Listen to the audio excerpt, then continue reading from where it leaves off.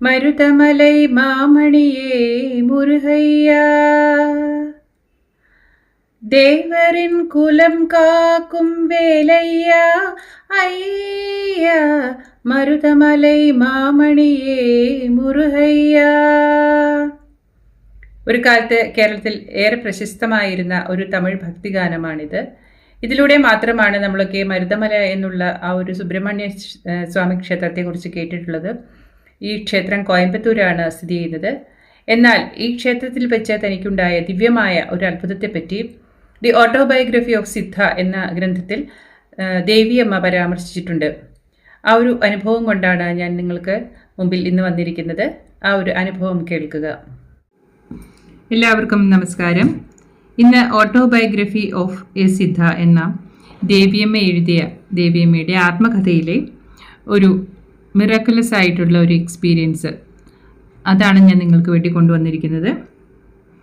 ദേവിയമ്മ എഴുതിയിരിക്കുന്ന ഈ ഒരു ഓട്ടോബയോഗ്രഫിയിലെ chapter 6 divine pilgrimage to Maruthamalai എന്നുള്ള ഒരു ഭാഗത്തിലെ മലയാളം ട്രാൻസ്ലേഷനാണ് ഞാൻ മലയാളത്തിലേക്ക് പരിഭാഷപ്പെടുത്തിയിട്ടാണ് നിങ്ങൾക്ക് കൊണ്ടുവന്നിരിക്കുന്നത്.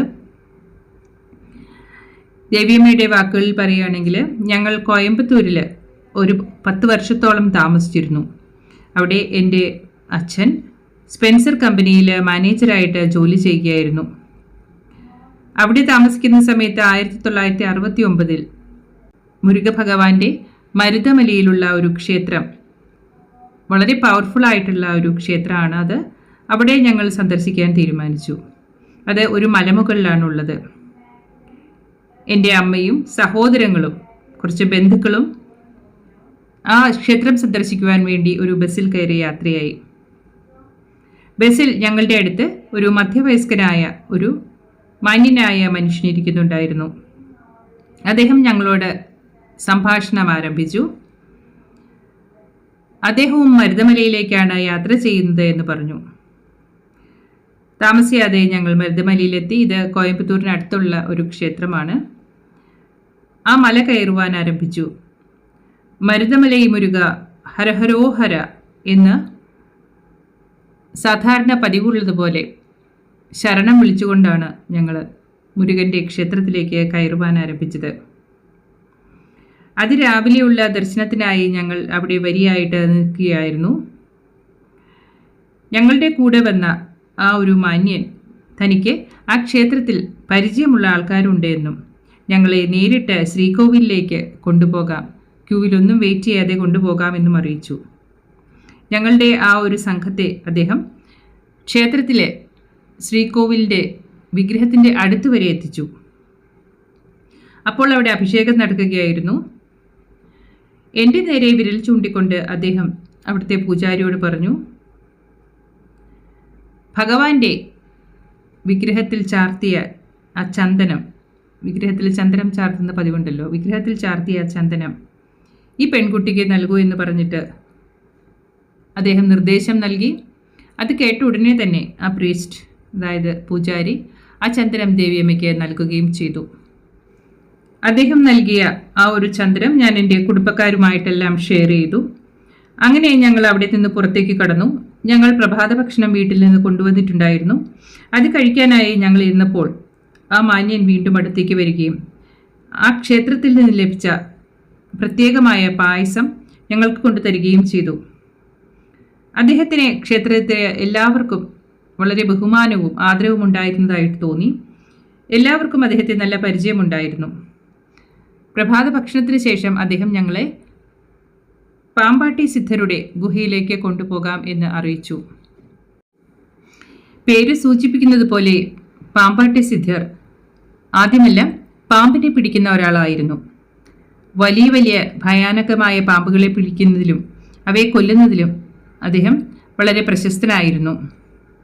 ഒരിക്കൽ അദ്ദേഹത്തോട് ഒരാൾ പറഞ്ഞു, അടുത്തുള്ള കാട്ടിൽ വളരെ വലിയ ഒരു പാമ്പുണ്ട്. എന്നിട്ട് അദ്ദേഹത്തെ വെല്ലുവിളിച്ചു, ആ പാമ്പിനെ പിടിക്കാൻ കഴിയുമെങ്കിൽ പോയി പിടിക്കുക എന്ന്. അദ്ദേഹം ആ വെല്ലുവിളി സ്വീകരിക്കുകയും പാമ്പിനെ പിടിക്കുവാനായി പോവുകയും ചെയ്തു. ആ പാമ്പിനെ പിടിക്കാറായപ്പോൾ അദ്ദേഹം ഒരു പൊട്ടിച്ചിരി കേട്ടു. എന്നിട്ട് ഒരു അശരീരിയും ഇപ്രകാരമുണ്ടായി, ഈ പാമ്പിനെ പിടിക്കുന്നത് അത്ര വലിയ കാര്യമൊന്നുമല്ല. ഇതിനേക്കാൾ വലിയ ഒരു പാമ്പ് നിന്റെ ഉള്ളിലുണ്ട്, അതായത് കുണ്ടലിനി. അതിനെ നിയന്ത്രിക്കുന്നതാണ് ഏറ്റവും വലിയ ശക്തി. പാമ്പാട്ടി സിദ്ധർ ആ അശരീരിയോട് തന്നെ ചോദിച്ചു, എനിക്ക് എങ്ങനെയാണ് ആ പാമ്പിനെ പിടിക്കാനാവുക? അദ്ദേഹത്തിന് അശരീരിയിലൂടെ തന്നെ ഒരു മന്ത്രം ലഭിച്ചു. അത് നിരന്തരമായി ജപിക്കുവാനും ആവശ്യപ്പെട്ടു. അദ്ദേഹം അപ്രകാരം ജപിക്കുകയും വളരെ വലിയ ഒരു സിദ്ധനായി മാറുകയും ചെയ്തു. അദ്ദേഹത്തിന് പ്രകൃതിയെയും പ്രകൃതിയുടെ തത്വങ്ങളെയും പഞ്ചതത്വങ്ങളെയും നിയന്ത്രിക്കുവാനുള്ള കഴിവുണ്ടായിരുന്നു. ഒരു സിദ്ധപുരുഷൻ അദ്ദേഹത്തിൻ്റെ അടുത്ത് വരികയും അദ്ദേഹത്തിനോട് ഇനി മുതൽ താങ്കൾ പാമ്പാട്ടി സിദ്ധർ എന്നറിയപ്പെടും എന്ന് പറയുകയും ചെയ്തു. പാമ്പാട്ടി സിദ്ധരുടെ ഗുഹയിലേക്കുള്ള വഴി വളരെ വീതി കുറഞ്ഞതും ദുർഘടവുമായിരുന്നു. ചെറുതായി ഒന്ന് കാല് തെറ്റിയാൽ തന്നെ അഗാധമായ താഴ്വരയിലേക്കാണ് ഒരാൾ വീഴുക. ഞങ്ങളുടെ കൂടെ വന്ന ആ മാന്യനായ വ്യക്തി ചെറുതായി വിറയ്ക്കുന്നുണ്ടായിരുന്നു. ഞാൻ അദ്ദേഹത്തിൻ്റെ കൈ പിടിച്ച് ആ മല കയറുകയും ആ ഗുഹയിൽ എത്തിച്ചേരുകയും ചെയ്തു. ആ ഗുഹയ്ക്ക് ഒരു പാമ്പിൻ്റെ രൂപമായിരുന്നു. പാമ്പ് പത്തി വിടർത്തി നിൽക്കുന്നത് പോലെയുള്ള രൂപം. അവിടെ കുറച്ച് ഭക്തർ കൂടിയിരിക്കുന്നുണ്ടായിരുന്നു. അവിടുത്തെ പൂജാരി അവിടെ ഇരുന്ന് പൂജ ചെയ്യുന്നുണ്ടായിരുന്നു. അദ്ദേഹം പറഞ്ഞു, പാമ്പാട്ടി സിദ്ധർ ഇവിടെ വളരെ കാലം ജീവിച്ചിരുന്നു എന്ന്. ഇപ്പോഴും അദ്ദേഹം പൂജ സ്വീകരിക്കുവാനായി, നിവേദ്യം സ്വീകരിക്കുവാനായി ഒരു പാമ്പിൻ്റെ രൂപത്തിലെത്തുകയും അവിടെ വെച്ചിരിക്കുന്ന നിവേദ്യം സാധാരണയായി അത് പാലും പഴങ്ങളുമാണ്. അത് അക്സെപ്റ്റ് ചെയ്യുക, അതായത് സ്വീകരിക്കുകയും ചെയ്യുമെന്ന് അദ്ദേഹം അറിയിച്ചു. ഞങ്ങളും ഞങ്ങളുടെ കൂടെ ഉണ്ടായിരുന്ന ആളുകളും അവിടെ താഴെ ഇരുന്നു കൊണ്ട് പ്രാർത്ഥിച്ചു. എൻ്റെ കൂടെ ഉണ്ടായിരുന്ന മാന്യവ്യക്തി എന്നോട് ഒരു ഭജന പാടുവാൻ ആവശ്യപ്പെട്ടു. എനിക്ക് ലേശം ലജ്ജ തോന്നിയെങ്കിലും ഞാൻ അദ്ദേഹത്തിൻ്റെ നിർബന്ധപ്രകാരം ഒരു ഭജന പാടുവാൻ ആരംഭിച്ചു. എനിക്ക് ധാരാളം ഭജനകൾ അക്കാലത്ത് അറിയാമായിരുന്നു. അത്ഭുതമെന്ന് പറയട്ടെ, ഞാൻ പാമ്പാട്ടി സിദ്ധരുടെ ജീവിതത്തെ പറ്റിയുള്ള ഒരു ഭജന തന്നെയാണ് പാടിയത്. അത് എങ്ങനെ സംഭവിച്ചു എന്ന് എനിക്കറിയില്ല. പെട്ടെന്ന് തന്നെ സിദ്ധരുടെ സാന്നിധ്യം അവിടെ അനുഭവപ്പെട്ടു തുടങ്ങി. അവിടെ പൂജ ചെയ്തിരുന്ന പൂജാരി നൃത്തം വയ്ക്കുവാൻ ആരംഭിച്ചു. ഒരു പാമ്പ് നൃത്തം ചെയ്യുന്നത് പോലെ വളഞ്ഞു പുളഞ്ഞും തൻ്റെ തല താഴെയിട്ടടിച്ചും അദ്ദേഹം നൃത്തം ചെയ്തു തുടങ്ങി. എൻ്റെ ആദ്യത്തെ ഭജന അവസാനിച്ചപ്പോൾ എൻ്റെ കൂടെയുണ്ടായിരുന്ന മാന്യദേഹം എന്നോട് വീണ്ടും ഭജനകൾ പാടുവാൻ ആവശ്യപ്പെട്ടു. ഞാനും എൻ്റെ അമ്മയും കൂടി എനിക്കറിയാവുന്ന എല്ലാ പാട്ടുകളും പാടി. ആ പൂജാരി ഒരു നാഗം നൃത്തം ചെയ്തതുപോലെ നൃത്തം ചെയ്തുകൊണ്ടിരുന്നു. അദ്ദേഹത്തിൻ്റെ കയ്യിൽ നിന്ന് പലതരത്തിലുള്ള പ്രസാദങ്ങളും ഉത്ഭവിച്ചു. നാളികേരത്തിൻ്റെ കഷ്ണങ്ങൾ, മിഠായികൾ, അതിസാരം പോലെയുള്ള മധുരപലഹാരങ്ങൾ എന്നിവ, അതുകൂടാതെ പലതരത്തിലുള്ള പഴങ്ങളും. അദ്ദേഹം അങ്ങനെയുണ്ടായ പ്രസാദം ഞങ്ങൾക്കെല്ലാം നൽകി. എനിക്ക് അക്കാലത്ത് ചോക്ലേറ്റുകൾ വളരെ ഇഷ്ടമായിരുന്നു. അത് എനിക്ക് ലഭിച്ചപ്പോൾ വളരെ സന്തോഷമായി. പാമ്പാട്ടി സിദ്ധർക്ക് എനിക്ക് ചോക്ലേറ്റിനോടുള്ള ഇഷ്ടം അറിയാമല്ലോ എന്നോർത്ത് എനിക്ക് മനസ്സിൽ വളരെയധികം സന്തോഷം തോന്നി. എൻ്റെ ബാഗ് നിറഞ്ഞതിനാൽ എനിക്ക് ഇനി പ്രസാദം വേണ്ട എന്ന് ഞാൻ പൂജാരിയോട് പറഞ്ഞു. എൻ്റെ കൂടെ വന്നിരുന്ന മാന്യദേഹം അങ്ങനെ പറയാൻ പാടില്ലെന്നും പ്രസാദം നിരസിക്കുന്നത് ശരിയല്ലെന്നും പറഞ്ഞ് എന്നോട് വീണ്ടും ആ പ്രസാദം വാങ്ങുവാൻ പറഞ്ഞു. ബഹുമാന സൂചകമായി അദ്ദേഹത്തെ നമസ്കരിച്ചതിന് ശേഷം ഞങ്ങൾ താഴേക്കിറങ്ങുവാൻ തുടങ്ങി. പാമ്പാട്ടി സിദ്ധർ പൂജാരിയിലൂടെ എന്നോട് സംസാരിച്ചു. നീ വളരെ മനോഹരമായി പാടി. എനിക്കത് വളരെ ഇഷ്ടമായി. ഞാൻ നിന്നെ അനുഗ്രഹിക്കുന്നു. ഞങ്ങൾ താഴേക്ക് പോയി മരുതമലൈ മുരുകനെ ഒരിക്കൽ കൂടി നമസ്കരിക്കുകയും തൊഴുകയും ചെയ്തു. ഞങ്ങളുടെ കൂടെ വന്ന ആൾ എന്നോട് വീണ്ടും ഭജന പാടുവാൻ ആവശ്യപ്പെട്ടു. ഞാൻ തിരുപ്പുകൾ പാട്ടുകൾ പാടുവാൻ തുടങ്ങി. അദ്ദേഹം അവിടെ ഉണ്ടായിരുന്ന പൂജാരിയോട് മുരുകൻ്റെ കഴുത്തിലിട്ടിരുന്ന മാല എനിക്ക് തരുവാനായി ആവശ്യപ്പെട്ടു. അപ്പോഴേക്കും അവിടെ ധാരാളം ഭക്തർ തടിച്ചുകൂടുവാൻ തുടങ്ങിയിരുന്നു. ദർശനത്തിന് ശേഷം ഞങ്ങൾ പുറത്തേക്കിറങ്ങി ഉച്ചഭക്ഷണം കഴിച്ചു. ഞങ്ങളുടെ കൂടെ വന്ന ആൾ ഞങ്ങളെ നന്നായി ശ്രദ്ധിക്കുകയും ഞങ്ങൾക്ക് ആവശ്യമുള്ളതെല്ലാം ചെയ്തു തരികയും ഞങ്ങളോടൊപ്പം ഭക്ഷണം കഴിക്കുകയും ചെയ്തു. ഞങ്ങളോടൊപ്പം നടക്കുകയും എല്ലായിടത്തും വന്ന് ഞങ്ങളെ സഹായിക്കുകയും ചെയ്യുന്ന ഈ വ്യക്തി ആരാണ് എന്ന് ഞങ്ങൾക്ക് അപ്പോഴേക്കും അതിശയമായി തുടങ്ങി. തൻ്റെ പേര് കന്ദസ്വാമി ചെട്ടിയാർ ആണെന്നും താൻ ഒരു ധനികനാണെന്നും അദ്ദേഹം ഞങ്ങളോട് പറഞ്ഞു. അദ്ദേഹത്തിന് രാജകീയമായ ഒരു പ്രഭാവലയമുണ്ടായിരുന്നു. ഒരു ചക്രവർത്തിയെ പോലെ അദ്ദേഹത്തിന് തോന്നിച്ചു. മുരുകൻ ആ വിഗ്രഹത്തിൽ നിന്ന് ഇറങ്ങി വന്നാൽ എങ്ങനെയാണോ അതേപോലെയാണ് അദ്ദേഹത്തെ കണ്ടപ്പോൾ ഞങ്ങൾക്ക് തോന്നിയത്. സ്വർണത്തിൻ്റെ കമ്മലുകളും കൈകളിൽ മോതിരങ്ങളും കഴുത്തിൽ സ്വർണമാലയും അദ്ദേഹത്തിനുണ്ടായിരുന്നു. അതുകൂടാതെ ഒരു രുദ്രാക്ഷമാലയും അദ്ദേഹം കഴുത്തിലിട്ടിരുന്നു. അദ്ദേഹത്തിന് സ്വർണം പതിപ്പിച്ച പോലെയുള്ള ഒരു ധോത്തി ഉണ്ടായിരുന്നു. അതിന് അനുയോജ്യമായിട്ടുള്ള ഒരു അംഗവസ്ത്രവും അദ്ദേഹം ധരിച്ചിരുന്നു.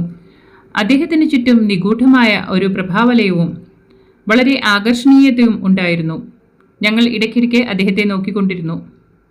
അദ്ദേഹത്തിൽ നിന്ന് കണ്ണെടുക്കുവാൻ ഞങ്ങൾക്ക് സാധിച്ചിരുന്നില്ല. അവസാനം ഞങ്ങൾ തിരികെ പോകുവാൻ ഒരുങ്ങി. എൻ്റെ ബന്ധുക്കളെല്ലാം പടികൾ കടന്ന് താഴേക്ക് പോകുവാൻ തുടങ്ങിയിരുന്നു. പെട്ടെന്ന് താഴെ നിന്നും ഒരു പയ്യൻ ഓടി വന്ന് താഴെ ഹിന്ദി വിരുദ്ധ പ്രക്ഷോഭം നടക്കുന്നുണ്ടെന്നും അതിനാൽ ബസ്സുകളൊന്നും ഓടുന്നില്ല എന്നും അറിയിച്ചു. എങ്ങനെ വീട്ടിലെത്തും എന്നോർത്ത് ഞങ്ങൾ ആകാംക്ഷാഭരിതരായി. ഞങ്ങളുടെ കൂടെ ഉണ്ടായിരുന്ന അദ്ദേഹം അങ്ങനെ ഭയപ്പെടേണ്ട കാര്യമില്ലെന്നും നിങ്ങൾക്ക് വേണ്ട കാര്യങ്ങളെല്ലാം എല്ലാ നടപടികളും ചെയ്തിട്ടുണ്ട് എന്നും നിങ്ങൾക്ക് പോകുവാൻ കഴിയും എന്നും പറഞ്ഞ് ഞങ്ങളെ ആശ്വസിപ്പിച്ചു. താഴേക്ക് പോകുമ്പോൾ അവിടെ ഇരിക്കുന്ന യാചകർക്ക് കൊടുക്കുവാനായി ചില്ലറത്തുട്ടുകൾ കരുതി വയ്ക്കുവാൻ അദ്ദേഹം ഞങ്ങളോട് പറഞ്ഞു. ഞങ്ങൾ യാചകർക്ക് കൊടുക്കുവാനായി വന്നപ്പോൾ 2 കിഴിയിൽ നാണയത്തുട്ടുകൾ കൊണ്ടുവന്നിരുന്നു. പക്ഷേ അങ്ങോട്ടേക്ക് കയറിപ്പോയപ്പോൾ ആരെയും കാണുന്നില്ല. അതുകൊണ്ട് ഞങ്ങൾ ആ നാണയത്തുട്ടുകളെല്ലാം അവിടുത്തെ ഭണ്ഡാരങ്ങളിൽ നിക്ഷേപിച്ചിരുന്നു. ഞങ്ങൾക്ക് തിരികെ പോകുവാനുള്ള പണം മാത്രമാണ് ഞങ്ങളുടെ കയ്യിൽ ഉണ്ടായിരുന്നത്. നേരത്തെ പറഞ്ഞ ആ പയ്യൻ തിരികെ ഓടി വന്നിട്ട് ഞങ്ങൾക്ക് പോകുവാനുള്ള അവസാനത്തെ ബസ് ഞങ്ങളെ കാത്ത് താഴെ കിടക്കുന്നുണ്ടെന്നും വേഗം ഇറങ്ങി വരുവാനും ആവശ്യപ്പെട്ടു. അവിടെ ഇരിക്കുന്ന യാചകർക്ക് നാണയത്തുട്ടുകൾ കൊടുത്തിട്ട് പോയാൽ മതിയെന്ന് ഞങ്ങളോട് കൂടെ വന്നിരുന്ന ആൾ പറഞ്ഞു. ഞങ്ങളുടെ കയ്യിൽ തിരികെ പോകുവാനുള്ള പണം മാത്രമുള്ളതിനാൽ എന്ത് ചെയ്യണമെന്നറിയാതെ ഞങ്ങൾ വിഷമിച്ചു. അത്ഭുതമെന്ന് പറയട്ടെ, അദ്ദേഹം തൻ്റെ ജുബയിൽ കൈയിട്ട് 2 കിഴികൾ നിറയെ നാണയം എടുക്കുകയും അത് എൻ്റെ കയ്യിലേക്ക് വെച്ചു തരികയും എല്ലാവർക്കും അത് കൊടുക്കുവാൻ ആവശ്യപ്പെടുകയും ചെയ്തു. ഞാൻ എൻ്റെ കൂടെ വന്നിരുന്നവർക്കെല്ലാം നാണയത്തുട്ടുകൾ കയ്യിൽ കൊടുത്തു. എന്നിട്ട് യാചകരെ വിളിക്കാൻ എന്ന പോലെ അദ്ദേഹം തൻ്റെ കൈകൾ തട്ടി. അത്ഭുതമെന്ന് പറയട്ടെ, അതുവരെ അവിടെ ഇല്ലാതിരുന്ന യാചകർ എവിടെ നിന്നൊക്കെയോ പ്രത്യക്ഷപ്പെടുവാൻ തുടങ്ങി. ആ മലയുടെ മുക്കിൽ നിന്നും മൂലയിൽ നിന്നും വരുന്നത് പോലെ അവർ വരികയും ആ പടികളിലിരുന്ന് ഞങ്ങളോട് ഭിക്ഷയാചിക്കുകയും ചെയ്തു. തൻ്റെ മാന്ത്രിക ശക്തി കൊണ്ട് അദ്ദേഹം നേരത്തെ അവരെയെല്ലാം അപ്രത്യക്ഷമാക്കിയതാണ് എന്ന് ഞങ്ങൾക്ക് തോന്നി. ഞങ്ങൾ എല്ലാവരും വളരെ വർദ്ധിച്ച ഉത്സാഹത്തോടെയും സന്തോഷത്തോടെയും അവർക്കെല്ലാം അദ്ദേഹം തന്ന നാണയത്തുട്ടുകൾ കൊടുത്തു. അങ്ങനെ ഞങ്ങൾ പടികളിറങ്ങി താഴെ എത്തിയപ്പോൾ ഞങ്ങളെ കാത്ത് ബസ് അവിടെ കിടക്കുന്നുണ്ടായിരുന്നു. ബസ്സിൽ കയറുന്നതിന് മുമ്പ് ഞങ്ങൾ അദ്ദേഹത്തോട് നന്ദി പറയുവാനായി തിരിഞ്ഞു നോക്കി. അത്ഭുതമെന്ന് പറയട്ടെ, അങ്ങനെ ആരെയും അവിടെ കണ്ടില്ല. ഞങ്ങൾ അത്ഭുത സ്തബ്ധരായി നിന്നു. അത് മുരുകൻ തന്നെയാണ് എന്ന് ഞങ്ങൾക്ക് തോന്നി. മുരുകൻ്റെ ഈ ലീല കണ്ട് ഞങ്ങൾ എല്ലാവരും വിനയാന്യതരും അത്ഭുത സ്തബ്ധരുമായി പോയി. ഞങ്ങൾ തിരികെ വീട്ടിലെത്തി. ഞാൻ പൂജാമുറിയിൽ കയറിയപ്പോൾ അവിടെ ഉണ്ടായിരുന്ന മുരുക വിഗ്രഹത്തിൽ പെട്ടെന്ന് തന്നെ അദ്ദേഹത്തിൻ്റെ ഒരു നിഴൽ ഞാൻ കണ്ടതായി തോന്നി. ഞങ്ങൾ പിറ്റേ ദിവസം ക്ഷേത്രത്തിലേക്ക് വിളിച്ച് കന്ദസ്വാമി ചെട്ടിയാരെ പറ്റി അന്വേഷിച്ചു. ആകെ കുഴങ്ങിപ്പോയ ക്ഷേത്രഭാരവാഹികൾ കന്ദസ്വാമി ചെട്ടിയാർ എന്ന പേരിൽ ആരെയും ഞങ്ങൾക്ക് അറിയില്ല എന്ന് പറഞ്ഞു. ഉത്തരം കിട്ടാത്ത ആ ഒരു സമസ്യ പൂരിപ്പിച്ചപ്പോൾ ഞങ്ങൾക്ക് കന്ദസ്വാമി ചെട്ടിയാർ മുരുകൻ തന്നെയായിരുന്നു എന്നുള്ള അതിശയിപ്പിക്കുന്ന വിവരമാണ് ലഭിച്ചത്. വീണ്ടും വീണ്ടും ഞങ്ങൾ ഭഗവാൻ മുരുകനോട് നന്ദി പറഞ്ഞുകൊണ്ടേയിരുന്നു. ഈ അത്ഭുത ലീല ഞങ്ങളെ അതിശയിപ്പിച്ചു കളഞ്ഞു. ഞങ്ങൾ പാമ്പാട്ടി സിദ്ധരോടും നന്ദി പറഞ്ഞു. ഇങ്ങനത്തെ ലീലകളെല്ലാം സംഭവിക്കുമോ എന്ന് പോലും ഞങ്ങൾ അതിശയിച്ചു പോയി. ഭഗവാൻ ഇച്ഛിച്ചാൽ എന്താണ് അസാധ്യമായിട്ടുള്ളത്? ഞങ്ങളുടെ ജീവിതത്തിൽ പിന്നെയും ഇത്തരത്തിലുള്ള ലീലകളുണ്ടായി. ഒരു കാലഘട്ടത്തിൽ ഞങ്ങൾ പട്ടിണിയിലേക്കും ദാരിദ്ര്യത്തിലേക്കും കൂപ്പുകുത്തി. എല്ലാ പരീക്ഷണങ്ങൾക്കും വേദനകൾക്കും അവസാനം ഞങ്ങളുടെ കുടുംബ പരദേവതയായ മുരുകൻ ഞങ്ങളെ വീണ്ടും അനുഗ്രഹിക്കുകയും ഞങ്ങൾക്ക് ഐശ്വര്യത്തിൻ്റെ വഴികൾ തുറന്നു തരികയും ചെയ്തു. 1 കോടി നമസ്കാരം നൽകിയാൽ പോലും മുരുകനോടുള്ള ഞങ്ങളുടെ കടപ്പാട് തീരുന്നില്ല. ഓം ശരവണഭവായ നമഃ. എനിക്ക് ആദ്യം ദർശനം നൽകിയ സിദ്ധർ പാമ്പാട്ടി സിദ്ധർ തന്നെയായിരുന്നു. ഏതാനും വർഷങ്ങൾക്ക് ശേഷം ഞങ്ങൾ വൈറ്റ് ഫീൽഡിലുള്ള വീട്ടിലേക്ക് മാറി. ഒരിക്കൽ ഞാൻ എൻ്റെ പൂജാമുറിയിലിരിക്കുമ്പോൾ വളരെ ശക്തമായ ഒരു പ്രകാശം പൂജാമുറിയുടെ അരികിലായി കണ്ടു. ഞാൻ അടുത്ത് ചെന്ന് നോക്കിയപ്പോൾ പാമ്പാട്ടി സിദ്ധരെയാണ് കണ്ടത്. ഞാൻ അദ്ദേഹത്തെ നേരിട്ട് കണ്ടിട്ടില്ലാത്തതിനാൽ ഇദ്ദേഹം ആരാണ് എന്ന് ഞാൻ അതിശയിച്ചു. എൻ്റെ ചിന്തകൾ വായിച്ചിട്ടെന്ന പോലെ അദ്ദേഹത്തിൻ്റെ ഉത്തരം വന്നു. മരുതമലൈ. ആന്തരിക ലോകത്തിൻ്റെ വിസ്മയകരമായ അനുഭവം നൽകിയത് ഞാനാണ്. അന്നു മുതലാണ് സിദ്ധപുരുഷന്മാർ നിന്നെ കാണാൻ വന്നു തുടങ്ങിയത്. അതിനുശേഷം പല സിദ്ധപുരുഷന്മാരും ഞങ്ങളെ സന്ദർശിക്കാനെത്തി. അവരെ സന്ദർശിക്കുക, അവരിലേക്ക് എത്തുക എന്നുള്ളത് എളുപ്പമല്ല. അത് ഞാനായി ചെയ്തതല്ല. ഞാനായിട്ട് ഒന്നും ചെയ്തിട്ടില്ല. അപ്പയും അമ്മയും, അതായത് അഗസ്ത്യമുനിയും ലോപാമുദ്രാദേവിയും, അവരെയാണ് അമ്മ എന്ന് പറയുന്നത്. അവരാണ് എനിക്ക് സിദ്ധപുരുഷന്മാരുടെ ദർശനം നൽകിയത്. മരുതമലയിലെ അനുഭവത്തെക്കുറിച്ചുള്ള ദേവിയമ്മയുടെ വിവരണം ഇവിടെ അവസാനിക്കുന്നു. ഈ ഒരു ഭാഗം നിങ്ങൾക്ക് ഏവർക്കും ഇഷ്ടപ്പെട്ട് കാണുമെന്ന് ഞാൻ കരുതുന്നു. ഏവർക്കും നന്ദി, നമസ്കാരം.